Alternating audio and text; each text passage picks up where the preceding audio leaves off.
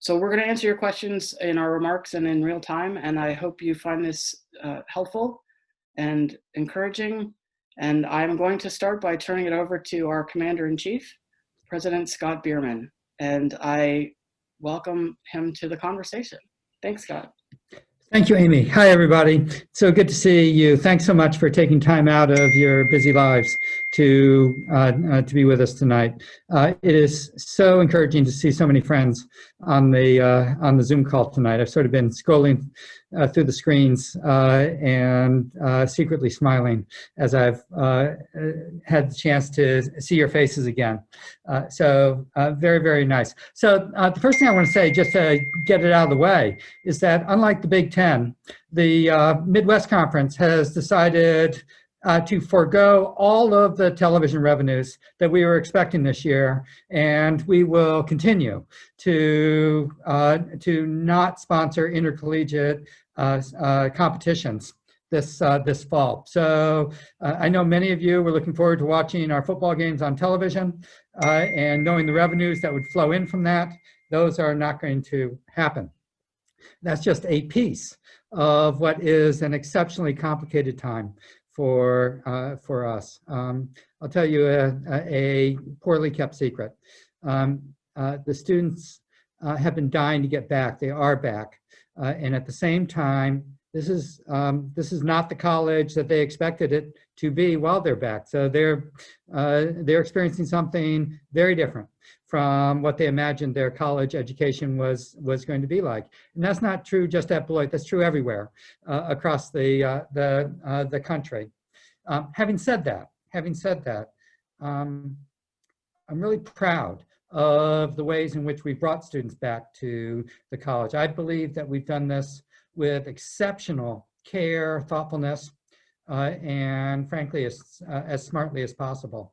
You're going to hear in just a couple of minutes, you're going to hear from the architects of all of this, my colleagues, who have worked round the clock literally from March until the present to make the quality of the experience for our students as positive as we think it is, but yet it is still different. I'm exceptionally proud of the work that we've done. I'm also really happy to share with you our newest ranking from US News and World Report. So it is not often that I include happy and US News and World Report in the same sentence, but for once, I think they've actually got it right. We have been listed as the #5 liberal arts college in the country for innovation. So the senior staff of the college has been going around over the last few days saying, we are #5. So we are championing that particular metric. We've not been on the most innovative college, I think we should have been, but we've not been on the most innovative college list in the past. So to move all the way up to #5, I think actually says a lot about the quality of the innovation that's currently taking place at the college. And in this moment, in midst of a pandemic and a substantial downturn in the economy, innovation, in my opinion, is the name of the game. So our Back at Beloit model, which many of you have maybe looked through on the website and going to hear more about today, is a national model. I mean, we are a leader unequivocally in higher education and how it is that we've confronted this moment. But we've also made national news multiple times over the development of the powerhouse into one of the most innovative buildings in America in higher education. And our new strategic plan, which importantly includes our Channels program and our AMP program, you may hear more about that, is getting recognition across the country for the ways in which it demonstrates the value of a liberal education in a 21st century world. And on the financial side, the exceptional way in which we have all but eliminated all of our long-term debt provides us with flexibility that makes us the envy of many of our peer institutions. All of these things speak to the quality of innovation, thoughtful innovation, that I think is the hallmark of Beloit. Not just now, I think it's been part of its history.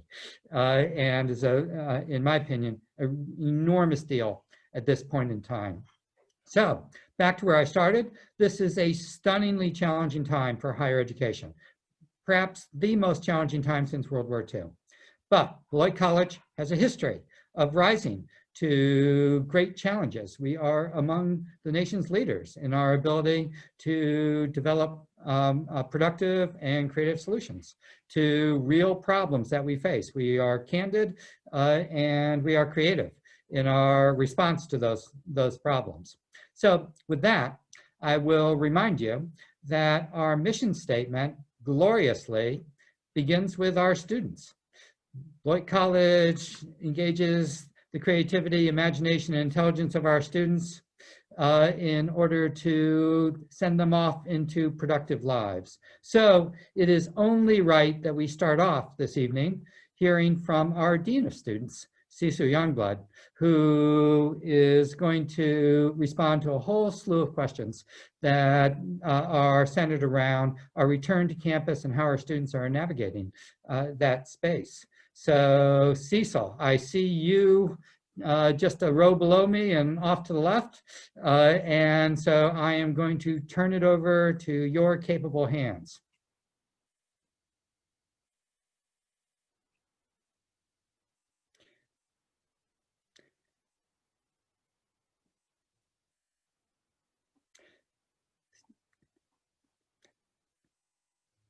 So Cecil, I think you are muted, right? Oh, there you go. Thank you. Somebody was trying to keep me muted, Amy. Oh, okay. Well, first of all, I just want to say thank you to everybody and welcome. And it's really a good, this is a great opportunity to have a talk to alumni of Beloit College. Many of you know, I know, some of you know me. I've worked with some and also taught with some. So this is pretty exciting, and I appreciate this time, and I appreciate you, Amy, for setting this up for us. As we've done many conversations with people, other alums, maybe new students, parents, etc., I usually start out kind of framing how we came into this from the very beginning. And the framework I use is because in a previous life, when I was involved in athletics, was a opportunity I had to hear Dean Smith speak at a clinic. And he started his speech out by saying that one day he was looking out on the floor and he saw his dreams, his aspirations, his feeling of self, and his family's livelihood running up and down the court based on the decisions of 18, 19, and 20-year-olds. He said that made him shudder. Now, that was kind of our apprehension coming into this, that if we were going to make this work, as hard as we were going to do it, it was going to come down to their decisions. Well, fast forward to the fact that we're in it now, which it really hit most of us, that we're in the middle of it. Dean Smith went on to be a Hall of Fame coach, won a couple of national titles, and is in the Hall of Fame. Now, I do realize that people will say, yeah, but he had Michael Jordan, but we're going to discount that for now and just assume that the people that he recruited, those 18 and 19-year-olds, made great decisions and ended up having a great career. I like to say that as this story continues for us, that we're on that same path. I'm cautious, but I'm happy and I'm proud to say that our students represent a lot of good decisions that have been made all the time. And I might even go on a limb and say we have a group of Michael Jordans on our campus. They have been receptive. They have been diligent. And all you have to do is to look around the country and see where other institutions are on their first couple of weeks, first couple of days of classes, and what has happened to them. And our students have really kind of risen to an expectation for us. Now, again, I'm cautious. Have we had some, we've had issues? Of course we do. But anytime we have and we send a message out to the students, they responded.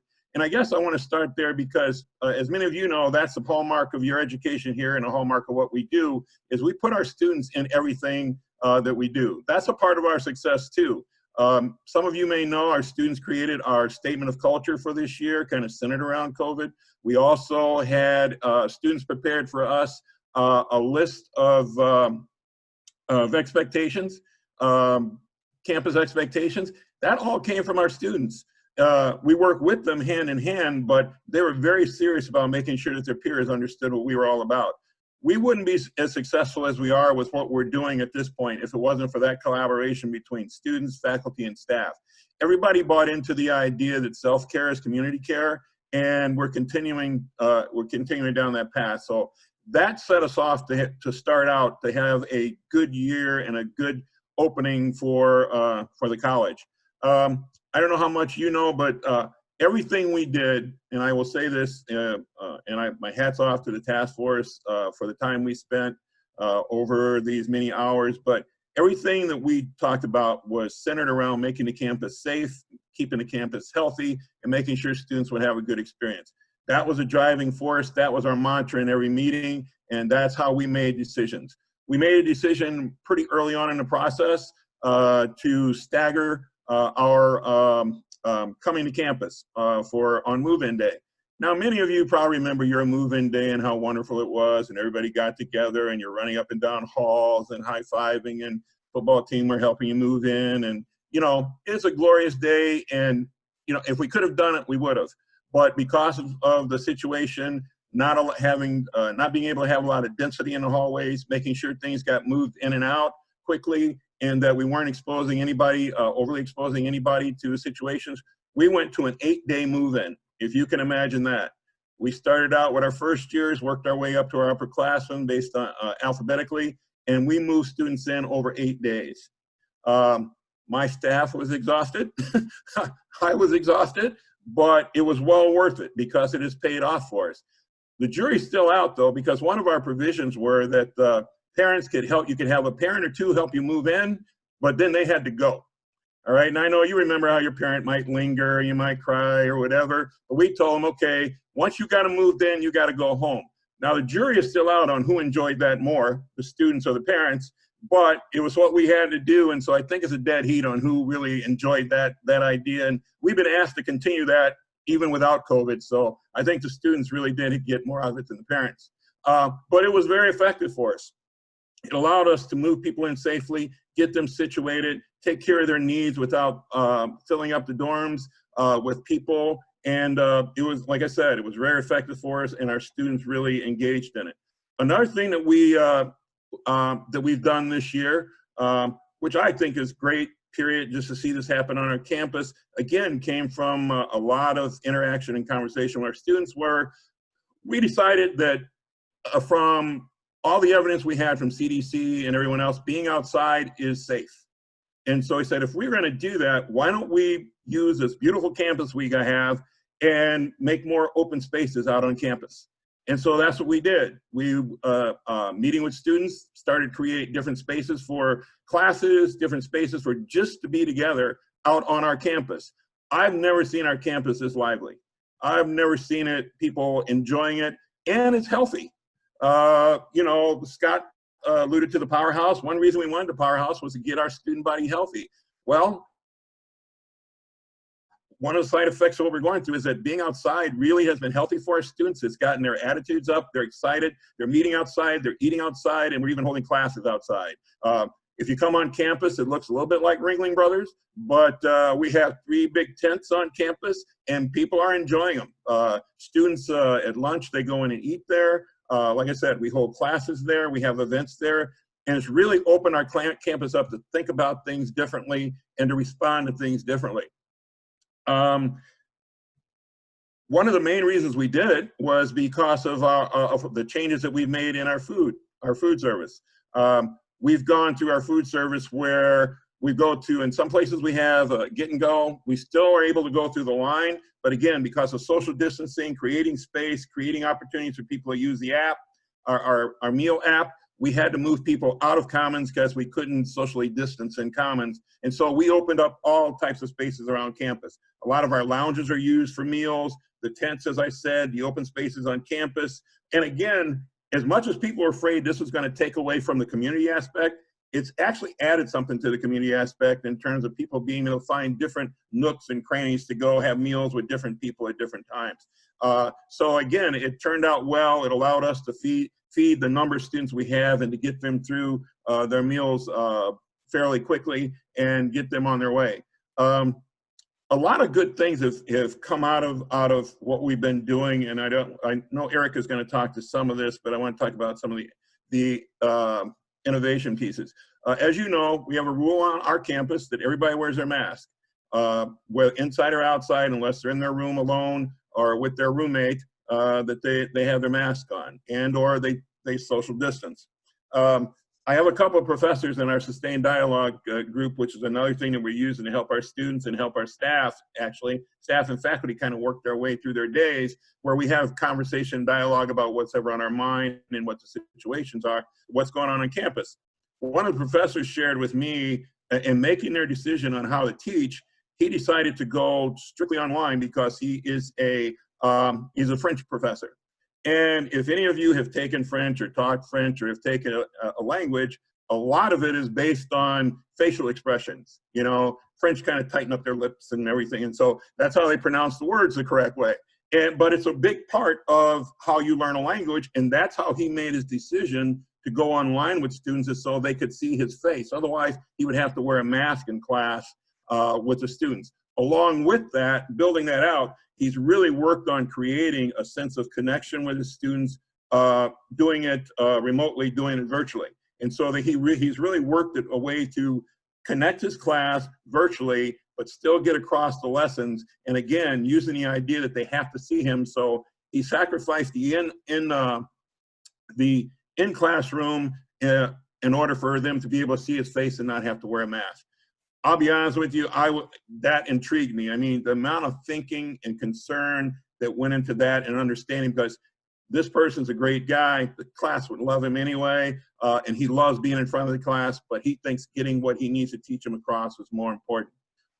We've done that in many places. The Powerhouse, unbelievably, as much as we've not been able to be in it as much as we want, is kind of a lifesaver. It's allowed us to do a lot of things we wouldn't normally be able to do. We're able to have mass groups in the Powerhouse to watch our big movie theater movies. We've got a portable theater that we put up. We can get a number of students in the Powerhouse, social distance, with mask on safely. We've got dance classes that are using the Powerhouse because they need the space as compared to our dance studios.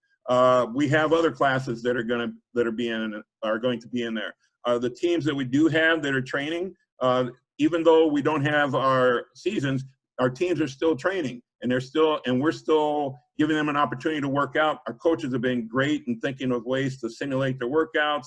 But the Powerhouse, the Field House has allowed us, again, to put our teams in there, to spread them out, and to give them an opportunity to connect to their sport and connect to that identity of being an athlete. So, you know, we've made things that we didn't think we were going to do. We've got classes that are going on in other spaces. The Weisberg Auditorium we're holding classes in, and the Cub Hubs we're also using for classes.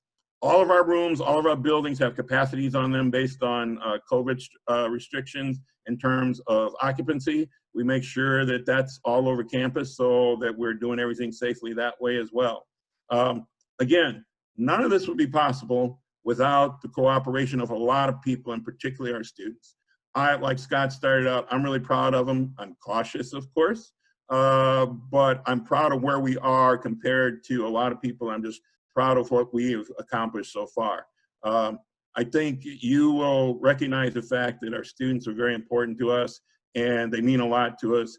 And this idea of safe cares, community care is resonating all over campus. And we're just glad they're here. We're glad to be able to serve them, and we're glad to be able to serve you all. Thank you, Cecil. I wanted to follow up with a couple. There were quite a few questions submitted about morale. We had one from Nancy Malarkey, one from Cecily Majerus, and others who wanted to know, which I think you addressed quite nicely, what the morale was on campus. But you did talk about the being outside piece, and I wanted to ask, how are you going to keep morale up when the weather changes? What are the plans for that? Because this is Wisconsin, and I think it's going to happen. Yeah, we're going to make them play in the snow. No. Again, I will say this: our field house is going to have a big part of that. Again, in being able to use that, we already know it's going to be a bit of a scheduling nightmare. But the field house, and also, it's interesting. This summer, we had a taste of what we would have to do if we were going to be strictly online. So we have a lot of things that we're going to be able to do virtually. We have an agreement with Blank Films, for example, that we'll be able to show films in the students' rooms. They won't even have to go out over to the field house where we have like 500 titles that they can put on their individual pieces to watch film. We'll be up and running with our wellness classes and health classes during that time when the winter comes as well. We'll try to do as many things as we normally do, but we've had some real good lessons around how to use the virtual world in terms of events. If you remember, we had the pet contest totally virtual, and I think we're planning to bring that back, and we had a lot of people that signed up for that. So we've had some experience in doing things virtually, as well as being able to do some things in the powerhouse itself, which will give us a lot of flexibility. Great. Thank you so much. I hope this answers a lot of the questions we got about our COVID preparedness and how the students are doing. And I agree with Cecil. We are cautiously optimistic, but thrilled to be open. I have one more story I just want to share because I love this story and just makes me feel good. As you know, we spread out all over campus, like I said, and DKs isn't the DKs that you all remember, but it's a get and go place because we still needed something in the middle of campus for students to be able to come in and get food. Plus, it helps us serve 600 students at lunch all at the same time. And so it's a kind of grab and go place. And there are some students that were walking out of DKs, and one of the students said, "You know what? The food's cold. I don't mind it. I don't mind it, but it's not hot food anymore at DK's." And one of the guys turned to her and said, "Yeah, you're right. It's cold, but it's pretty good, and I'm not in my mom's basement." So that kind of gives you the mentality that our students have and how they're kind of leaning into the situation that we're in. Nice. Thanks, Cecil. I'm going to turn things over to Eric Boynton, who is our provost and dean of the college. And this has been an interesting first year for him, I think. He's going to talk to you a bit about our academic side of the house. Eric. Thank you. Yeah, Eric here. Yeah, it has been an interesting year. As I've told people, like dog years, there are COVID years. And so even though I've been provosting at Beloit for 1 year, I think it counts as 7. So I'll be starting my 8th year in a few months here. But it's a pleasure to be here in front of you. I just want to describe some of the innovations we've engaged on the academic side of the house. Let me start with something that we invented over the summer, knowing that this fall semester was going to look different than any other fall semester we had ever experienced.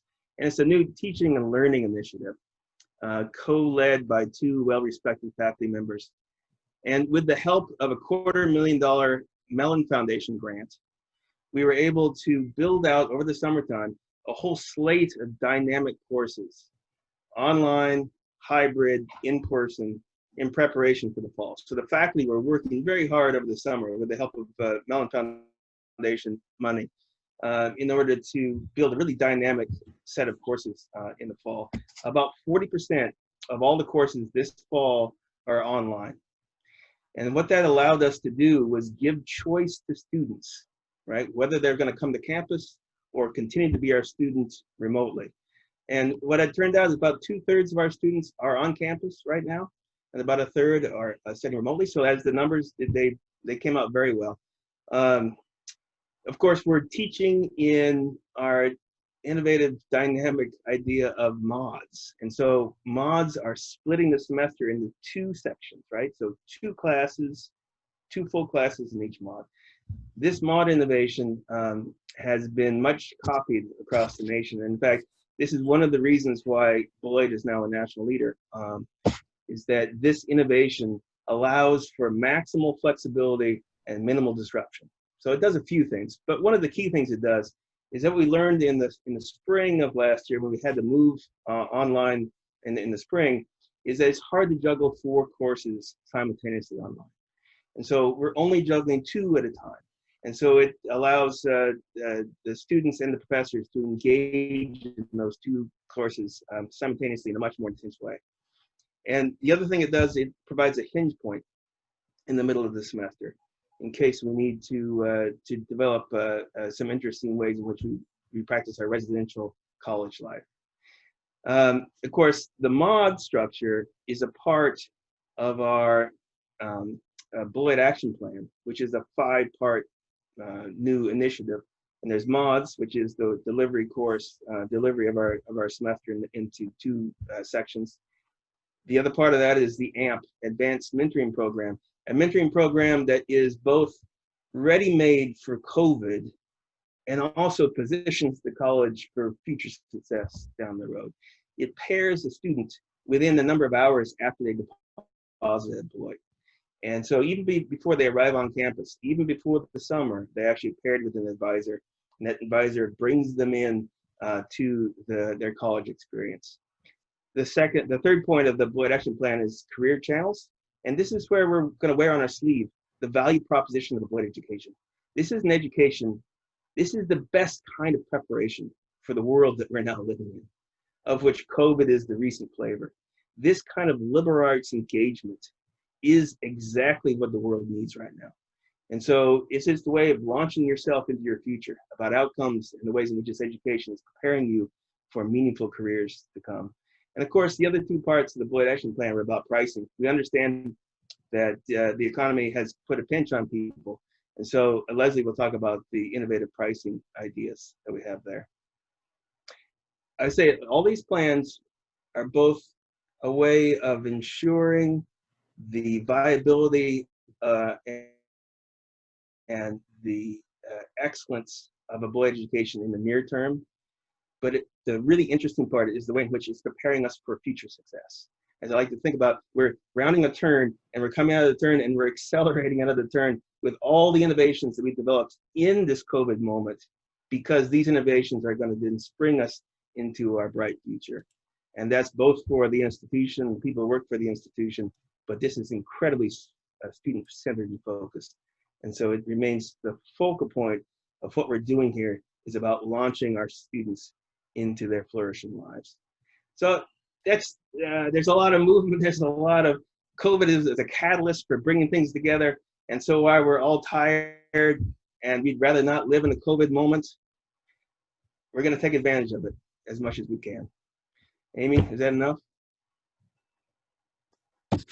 Thank you. I know there's lots more to ask, and I certainly appreciate that we want to be conscious of time, but I wondered if you could talk a little bit about how the faculty is being supported and how they're rising to the occasion right now. We've had a couple questions about the faculty and how they're doing under all of these conditions. Yeah, well, it's intense.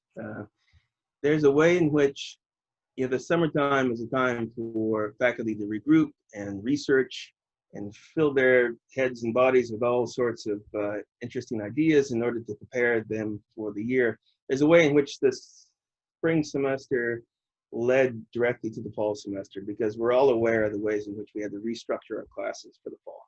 So even if I'm not thinking about it constantly all day long, there's just a running program in my head over the summer. It's just the anticipation of the fall coming, and that wears people out. So one of the things we did was the teaching and learning that I talked about. The Mellon grant really helped buoy to give extra stipends for the work of the summer. And then I have to say is that all these innovations we're talking about, these are not Cecil, Scott, and I, and Leslie concocting things and then telling the institution we're going to run with these ideas. These are all grassroots. All these innovations we're talking about came out of the people we're working with. Is it right from the ground up? The mod structure was invented 5 years ago, and like we found it and dusted it off. And, oh my gosh, here it is. So there's a way in which all these innovations have already brought in the faculty and staff. They are working alongside the administration in this really amazing alignment that's taking place. And so it's a lot of work, but there's a feeling as if everybody is working in the same direction. And when you're pulling in the same direction, you can pull a lot of weight. Great. Thank you. And you may be tired, but you look fantastic. So that's half the battle. Thanks. Yep, Um, I'm hanging in. You're doing great. I'm going to turn things now to Leslie Davidson, who's our VP for Enrollment. She's also one of the great new additions to the leadership team at Beloit. I need to make sure I unmute her. But she's going to talk about enrollment and our future, which I know is a hot topic for lots of people. We got lots of questions about that. And as soon as I find her, there she is, I'm going to unmute her. Did I do it? Yes. Yes, Good. you did. Thank you, Amy. And though Eric arrived a month and 5 days before me, I have 7 COVID years and 7 enrollment years under my belt. So I've been here for 14 years. So I wanted to talk first about the fall 2020 entering class, and then looking ahead to fall 2021. While COVID did affect our enrollment for this fall, we have been energetic and collaborative in mitigating its effects. 223 first-year students deposited, out of which 191 were enrolled at the beginning of the fall semester. We also have 24 new transfer students, and a continued focus on the transfer student recruitment will help to fill some of our recent smaller classes as they move through their 4 years at Beloit. One of our great strengths and points of distinction is the size of our international student population, and that's a group that's been disproportionately affected this year by challenges securing visas and by travel restrictions. So those unable to be here this fall intend to join us either in January or next August. And we have a number of initiatives in place to ensure that deferring students remain connected and engaged. This group will, I think, enjoy hearing that 17 members of this year's incoming class have siblings, cousins, aunts, uncles, parents, and grandparents who preceded them at Beloit. Over 1/4 of them will be the first in their families to earn a bachelor's degree.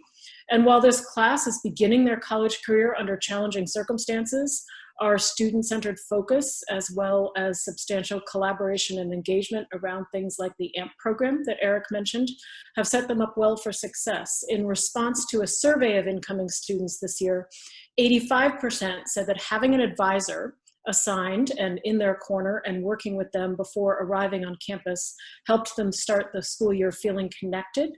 And 83% said that having an advisor before arriving on campus has helped them start the school year feeling confident. Looking ahead to the fall of 2021, admission has been in the midst of a strategic and operational shift, strengthening our outreach and relationship building, our marketing and communications, and the analytics that guide and evaluate both. It's an approach I describe as data-informed and relationally driven. Recruitment of the class of 2021 has been underway for months. In addition to director outreach to last year's juniors that began in February or before, we have been hosting campus visitors, one family at a time, safely distanced, largely outdoors since early July. And these in-person visits are complemented by quite a diverse array of virtual offerings that are designed for students, for parents, for counselors and other influencers. In addition, staff calendars are now packed with high school visits. This year's visits are virtual, and that approach extends our reach while economizing on both time and dollars. And on the subject of those staff members with full calendars, despite being in the midst of a pandemic, this summer's hiring yielded superstars, including 2 very experienced alumni, Karin Smith from the class of '81 and Alexandra Trumbull-Holper from the class of '04. And while it's very, very early in the cycle, we are heartened by the fact that applications are between 15 and 20% ahead of last year at this, again, very early date. Our marketing work over the course of the year yielded the Beloit Action Plan en route to overall institutional positioning that portrays us as student-centered and innovative and captures not just the substance of our new programs, but the energy, momentum, and optimism that have characterized campus over the past year. Through these mutually reinforcing efforts, we intend to recover the ability to attract students on the basis of value rather than just price. This is neither easy work nor an easy moment, but I am working with absolutely first-rate colleagues in a community galvanized around enrollment in the truest and most substantive sense. Every aspect of our strategic plan, and you heard this clearly from Eric, is intended to respond to the evolving realities and needs of students and parents in ways that are educationally relevant and market resonant. It's been an incredibly generative and productive first year at Beloit, and I am very optimistic as I embark on the second, or perhaps the 15th, depending on how we count.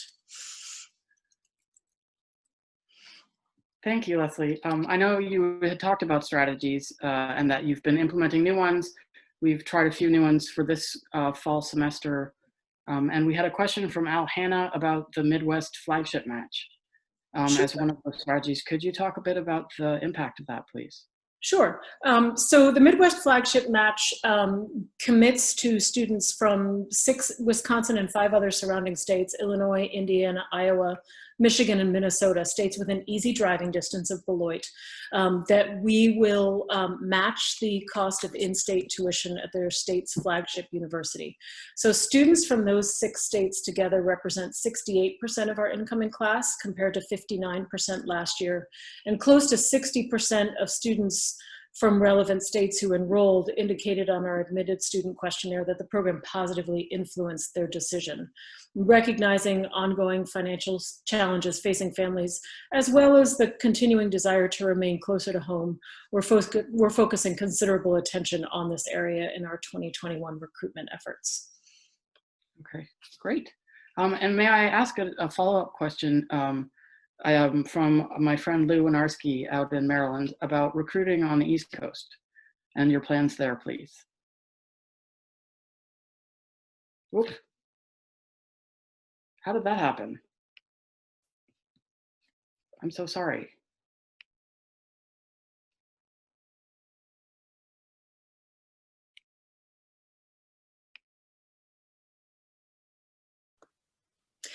So in addition to now having somebody based in Chicago representing Beloit, we also have somebody based in Boston who will be covering the Northeast and the Mid-Atlantic for us.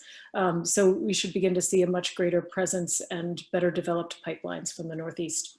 Great. Fantastic. Thank you so much. Okay, and I'm now going to turn things over to Stacy Scott, who is our Vice President for Finance and Planning and the Treasurer of the college. She is also probably the only person I've ever met who can make a spreadsheet interesting to me. I'm not a spreadsheet person, and she's amazing. So Stacy's going to talk about our financial situation and what's happening and what we're doing to ensure that we're here for another 175 years. Stacy, if you would please. Thank you, Amy. This may be bizarre, but I actually do find that to be a huge compliment about my spreadsheets. I take that very seriously. Good afternoon, or good evening, I guess, everybody. So I'm here to give just a brief summary. So when I think about what should I share, some of the things I think about is, where's the college at financially? What steps has the college taken to ensure our financial sustainability? So where's the college financially? Beloit College is financially sound. We have an endowment that's valued at $97 million. The college chose to retire nearly all of our externally held debt. And so what that means in context is that, we paid off $56 million of debt. That was a decision that we made to increase our financial flexibility enormously. We want you all to know that we recognize that the bridge from where we are to the full realization of what we need for our enrollment and net tuition gains from our new strategic plan is a challenge. Our endowment, however, does provide us that flexibility as we continue to work towards increasing and stabilizing our enrollment and our net tuition revenue. Another thing, where we're at financially, one of the things that the Moody's credit rating agency cited us on as being a positive is our historically favorable donor support, with 3-year average gift revenue of just about $13.1 million per year. So what steps has a college taken to ensure our continued financial sustainability?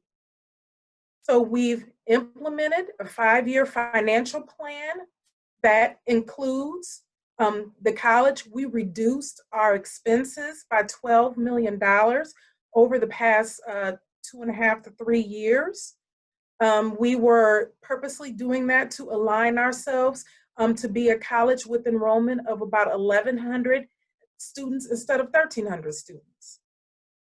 Within this 5-year financial plan, we've also incorporated a 5-year, $52 million fundraising plan, and that bridges the deficit to allow, the college time, the strategic plan, the Beloit plan, and the different enrollment strategies, an opportunity to increase our enrollment and net tuition revenue.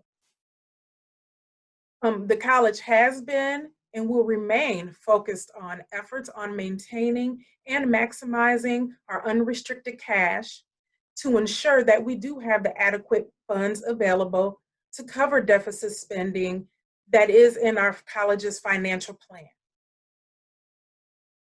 As I mentioned earlier, one of the steps that we took was to pay off $56.4 million of debt, leaving the college with about $1.4 million of external debt.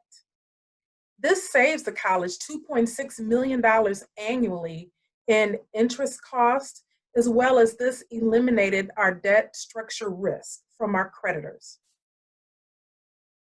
The college, we continue regular, ongoing monitoring and updating of our 5-year financial plan, as well as closely monitoring our cash flow. So one of the things that we've taken advantage of just this past year in the springtime would be the funds that the college received from the CARES Act due to COVID-19. Examples would include the college was awarded $1.3 million of CARES Act funding, with almost surely an additional $200,000 that we're anticipating we will be awarded. The college applied and was approved for the PPP loan in the amount of $4.6 million. We are seeking and expect to receive 100% forgiveness, for this loan. So what that actually did for the college was infuse $6.1 million of cash, into our unrestricted cash. So as I mentioned earlier on in the conversation, the college is financially sound. We do recognize and realize that we have a tough road ahead of us, but we've really done some amazing things to put ourselves in a strong situation to bridge these years where we know we're going to be deficit spending, and to increase our enrollment and net tuition revenue, and ensure overall that Beloit College will still be here another 170 plus years. Great. Thanks, Stacy. May I ask you, you talked about the 5-year model and some of the highlights of that. Can you explain a bit about what are some of the targets in that model that we need to meet to be successful? Yep. So one of the targets that we need to meet, of course, is meeting our enrollment targets. So meeting our enrollment targets includes the number of students, but then also the net tuition revenue that we can generate per student. And that was pretty much talked about a little bit earlier by Leslie. So that's one of the biggest things that we continue to monitor, and that not just myself, but it is literally all hands on board campus-wide, that everybody understands how important that is for our campus. One of the other areas that, of course, we are closely monitoring would be the Biermann fundraising campaign. As I mentioned, that is a $52 million goal over 5 years, and that is one of the closest, most critical components for us to ensure that we continue to meet our cash liquidity needs, as well as continue to have that funding to bridge these deficit years while we continue to turn the corner as we have been in our enrollment and net tuition revenue. And the third would be one of the things that I'm very proud of the college and my colleagues for will be to continue to look for opportunities to reduce cost, to minimize cost, to maintain and really toe the line and be just extremely cautious and careful about our spending. One of the things that anybody knows that works with me is if you don't need it, don't spend it. And so I'm really proud that we were able to reduce our costs by $12 million. We came in under budget, June 30th in our spending, which greatly helped to offset, some of the room and board revenue that we had to refund back to our students. So that's also another thing that is definitely critical for us to continue to meet our financial goals. Great. Thank you. You seem you're feeling positive about things. I am feeling very, yes, I am feeling very positive about things because not only I feel like everything is coupled. So there's the strategic plan, the enrollment plan, and then it all flows together into the financial plan.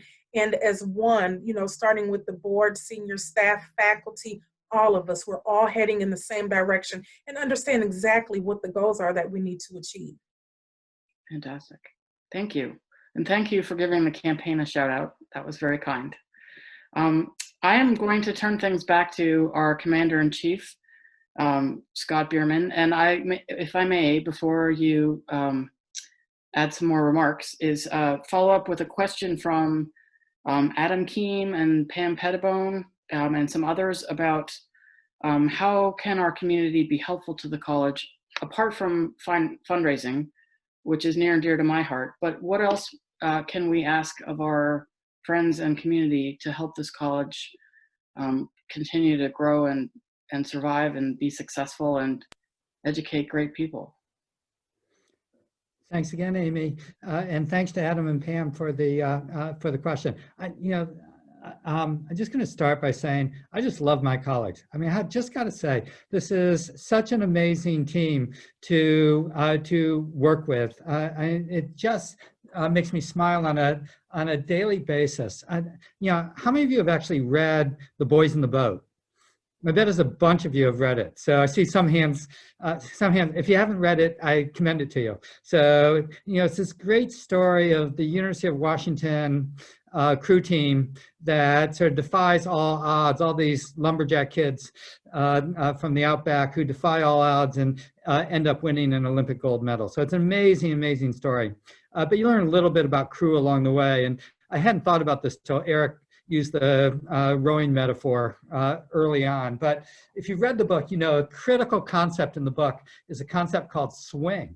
And swing is that thing that happens in crew when everybody is rowing in perfect unison. This microsecond of difference that makes all the difference in the world in crew. And so it's sort of the concept of swing is really defined as the teamwork that propels all sorts of institutions forward in the best way possible.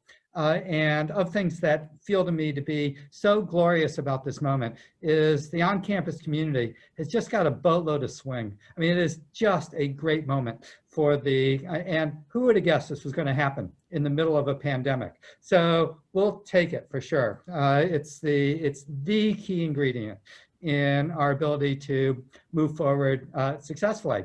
So how can alumni help the college? Well, the short answer is to be part of the swing that is engulfing the rest of the campus in just about every way. Amy banned me from saying anything about financial contributions, so I will look elsewhere. So I asked myself, what's the fastest way for anybody on the call tonight to be able to contribute $1 million to the college? And the answer to that question is really, really straightforward. Convince 10 students that they need to come to Beloit College. So, I mean this very, very seriously. Among the things you can do to support the college is to support the college's enrollment goals. You know how great a school this is. You know people who are sending children off to college. They like you, they trust you, they'll listen to you. Ask them to pay particular attention to this college in southern Wisconsin that is so absolutely amazing. So I don't mean to be glib about this. This is a really big deal. the most important way that people come to a college is through the advice given by somebody that they trust. And those people are you. And you can authentically talk about your Beloit experience in ways that will make a difference. Second way you can support the college is we are all in on helping students transition from their Beloit education to their careers after Beloit. Eric talked about this, and it is central to the ways in which we are realizing the value proposition of the college. You know, there was way too many small liberal arts colleges when asked about what are the career prospects from a liberal arts education, say, well, your first job will be lousy, but ultimately it'll pay off. That's a lousy answer. And we can do vastly better than that, and we are doing vastly better than that. So many of you will be asked if you can contribute to our channels program. Our channels program's heart and soul rests in our connections to our alumni. And if you're able and if you can find the time, we hope that you answer yes to that question, that you are able to help our students through the channels that we've developed and will develop over the next couple of years.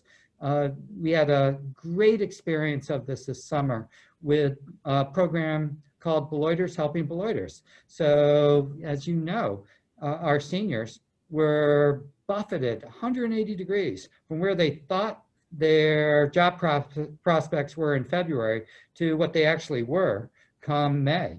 And so we threw some energy behind that and said, we've got a ton of people that can help our seniors make this transition, even in a really difficult time, from Beloit to their futures. And out of that came our Beloiters Helping Beloiters program.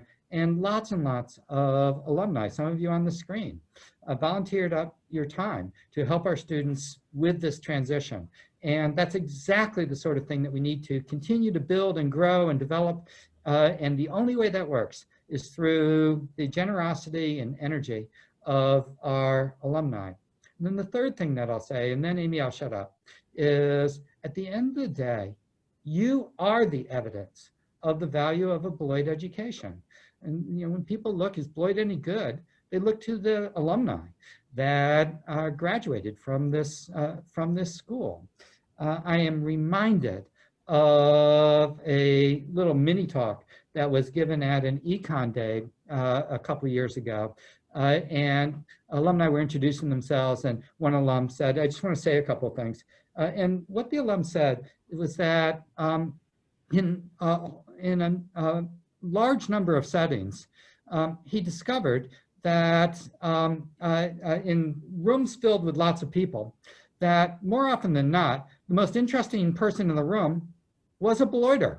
And you might even not know it was a Beloiter till after you went up to the person and said, my God, that what you just said was incredibly insightful and really changed my perspective on what it was that we were talking about. And the next thing you know, you find out that that person's a Beloiter. This happens all the time. It happens to me all the time in conversations that I have with tons of different people. So the evidence of the quality of Beloit College is partly the evidence that you present just by living your lives.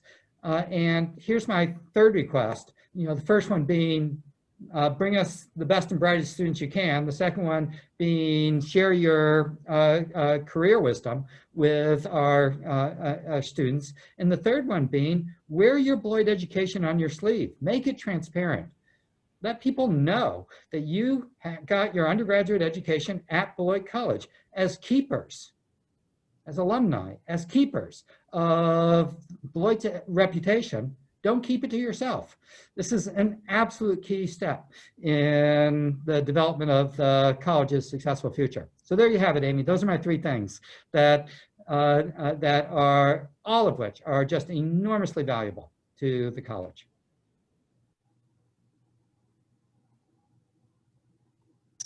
Thank you. I would like to clarify that I would never ban anyone from talking about finances or philanthropy, but I appreciate that there are lots of other ways for people to contribute. In that case, then Yes. give generously to the Be All In campaign, please. Thank you. Thank you very much. So I'm going to close by saying thank you again to my colleagues on the leadership team at Beloit. They are a joy to be among, and I am grateful to have them here at the college. Thanks to all of you. I know there are some parents on this call, some faculty and staff, and many of our alums, and I'm happy to see all your wonderful faces. Thanks especially to the trustees who have heard some of this before, but joined us this evening anyway, and we're really grateful to have them here. They've been instrumental in helping us navigate to this point, and they deserve a lot of credit for their leadership. I also want to encourage you, please, to email me any other questions or follow-up comments to wilsonae@beloit.edu. You can find me on our alumni website. If you want to call me, I would be happy to talk to you directly and get you any answers that you haven't had answered this evening. But in the meantime, I really appreciate your coming to this event, and I hope we could do it again soon. Because there's lots going on, and I know we all care very much about Beloit College, and we all want the best for it. So thank you for giving us your time and your attention, and I wish you all a very, very happy Thursday evening. Bye, everybody.